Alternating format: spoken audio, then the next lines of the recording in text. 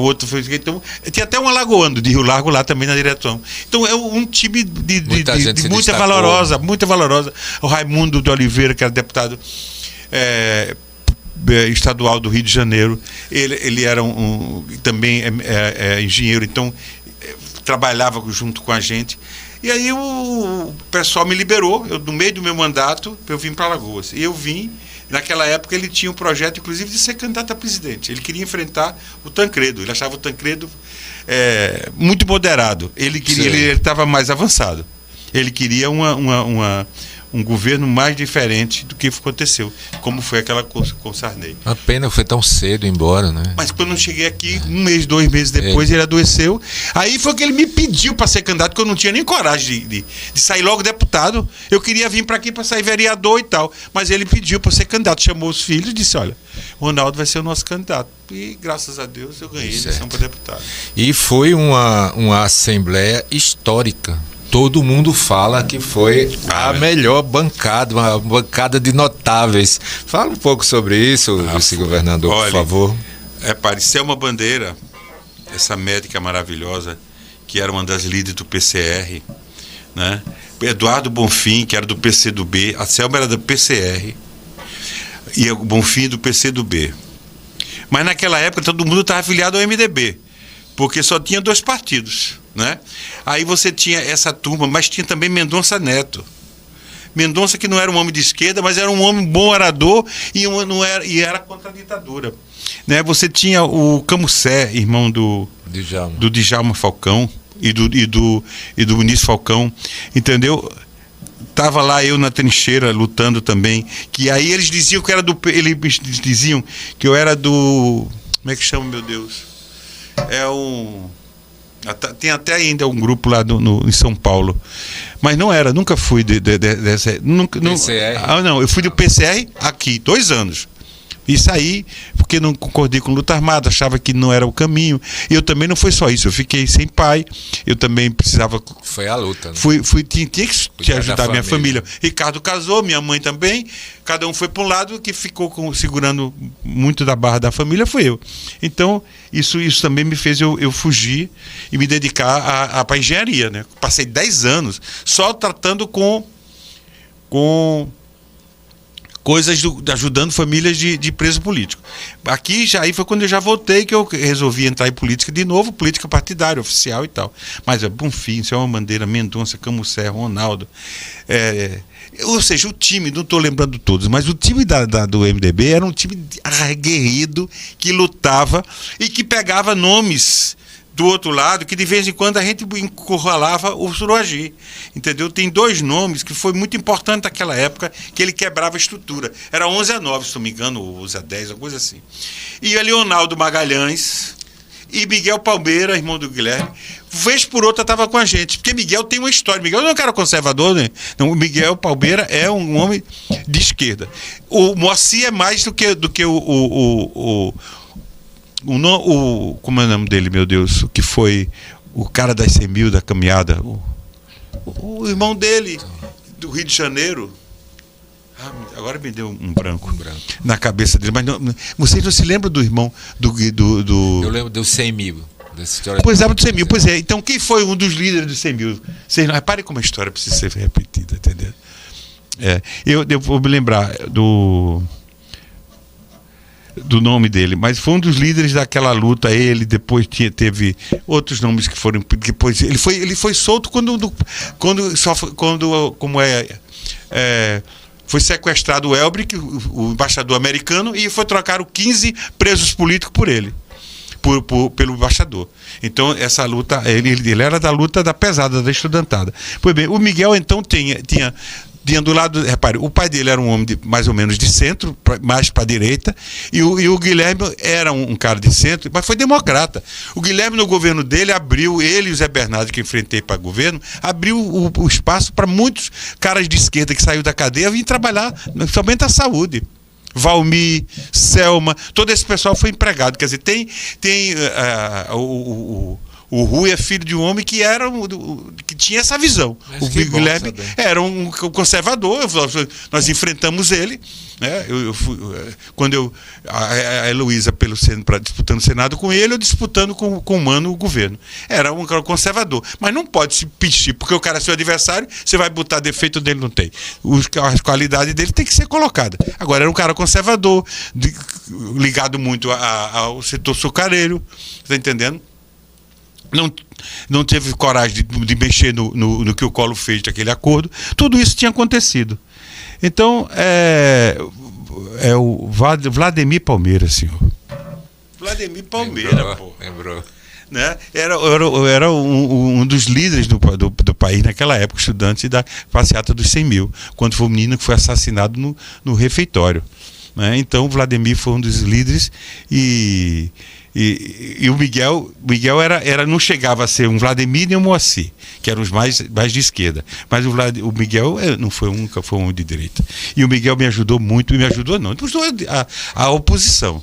Muitas coisas a gente conseguiu. Por exemplo, a Ilha de Santa Rita, para ser a APA de proteção ambiental, foi naquele ano, a gente brigando. Agora era uma discussão diferente no outro nível. A direita também era organizada. Zé Alves era um cão da direita enfrentando a gente. Mas era a cabeça dele, a gente tem que respeitar. Não tinha ódio, não queria matar ninguém. Doutor Hélio Lopes, pai do Ronaldo, prefeito de Penedo, era o líder o Zé Medeiros era outro líder do governo. Pessoas que, entendeu?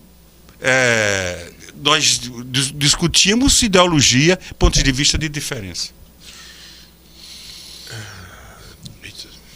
Vamos lá, estamos terminando, governador. Só mais 2 perguntas. Como o senhor acha Diga, fale menos. Não. O que o senhor acha que...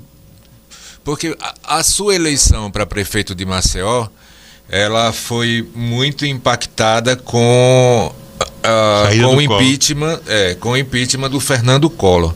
Mas, para a gente resumir aqui, por conta do tempo, aí o senhor ganha, aí depois Kátia assume a prefeitura, fica mais 8 anos, ou seja, foi por isso que eu vejo que é uma consolidação. E depois eu ganho o governo. E depois ganha o governo. É uma consolidação, quer dizer, eu vejo o Muniz como uma coisa muito boa, um hiato importantíssimo e tal, mas aqui eu vejo a consolidação.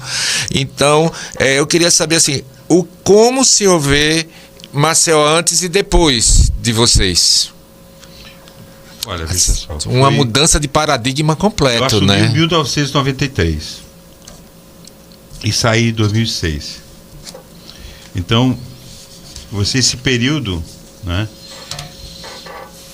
a gente teve 13 anos de um posicionamento de esquerda. Aqui, e o que nega essa história de dizer que Maceió é uma cidade de direita, uma cidade bolsonarista. Não é verdade. O que é que as elites que depois assumiram o poder não conseguiram se identificar claramente com o nosso povo. Eu vou mostrar a você. Eu ganhei uma eleição, eu e a Luísa Helena, o prefeito e ela vice, contra um senador da República, que era o Teotônio Vilela, e contra o presidente da Assembleia, que era o Zé Bernardo, com o apoio do presidente da República. Repare, quando o presidente da República cai, aí você podia dizer, então, isso acabava com o Zé Bernardo, que era o apoiado dele. Não é verdade. O Teotônio Vilela foi quem caiu. Ele chamava de garçom, porque eu não chegava a 10%. Então, o louro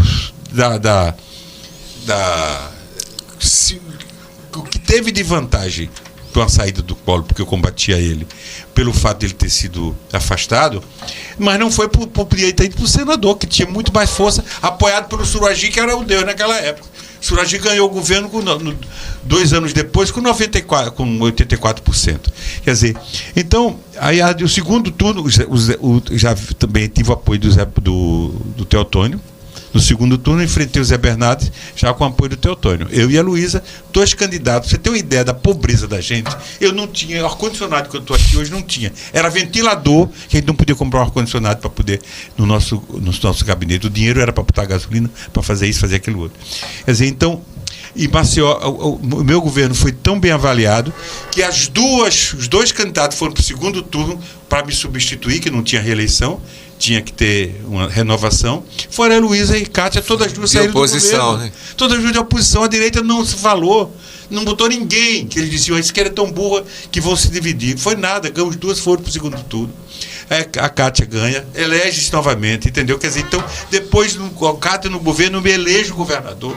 A gente perde para o Cícero Almeida a eleição, mas que era mais conservador, porque era apoiado por João Lira, etc. Tal. Mas a gente continua, porque aí eu entro no governo, aí volta, eu levo para o Estado e não mais para Maceió, a minha visão, ao lado dos índios, dos quilombolas, foi eu que fiz as duas universidades, fiz uma série de coisas, né? Apoio à sociedade, aos vulneráveis, a LGBT, que ia mais, que naquela época não tinha nem esse nome. Enfim, aí a gente continuou numa visão. Foram esses anos que a gente teve no estado de Alagoas e Maceió, principalmente, a região metropolitana, não é. Nós estamos vivendo um momento atípico, porque aqui não cabe a fascista nem a direita, essa direita reacionária e como é que surgiu de uma hora para outra, e de Alagoas, por exemplo, o Bolsonaro ganhou 2 vezes. Não, mas já bem, no primeiro turno, eu e Paulo ganhamos. Nós perdemos no segundo, por várias razões que eu não quero colocar. Então, eu ainda acho que é a falta, os erros que a gente cometeu também, de identidade com a sociedade, e a visão que está tendo do mundo hoje. Hoje as pessoas estão mais preocupadas com a sua felicidade só. E eu também acho que a pessoa tem que se preocupar com a sua felicidade. Eu digo sempre, os povos, ninguém nasceu para ser infeliz. Nós nascemos para ser feliz. Agora, eu não posso ser feliz com esse miserável aqui morrendo de fome do meu lado. E isso é que está faltando. Está faltando a gente poder olhar além do umbigo. A sociedade, você está vendo uma rapaziada que como se fosse egoísta, como ela estivesse, sabe, só por dentro dela. Essa eu acho que colocou-se quais as razões, a rede social, isso, aquilo, eu não sei. Os estudiosos que podem mais tarde me dizer as razões. Mas o que você sente é que está faltando isso. Mas não é, e não aceito que diga que o meu povo é conservador. Não é. Foi uma honra entrevistá-lo. Adorei a sua presença aqui hoje.